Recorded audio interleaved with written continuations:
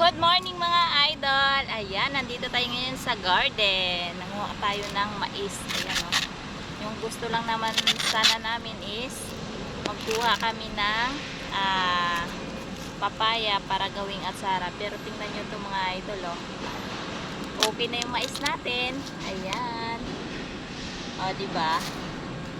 Kaya kinuha na rin namin mga idol dahil signal number 1 dito ngayon sa Manila. So, ito tayo. Manguha muna tayo ng mga tanim natin habang wala pa yung ulan. Makapaglaga na tayo mga idol.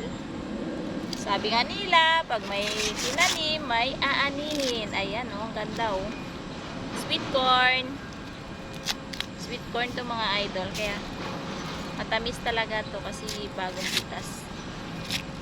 Kunti nga lang to mga idol kasi nung nagtanim kami, tamang-tama dumating yung bagyo.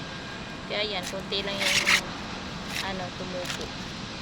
So, at least meron tayo maluto. Ayan, dami na mga idol. Busog na naman tayo nito mamaya.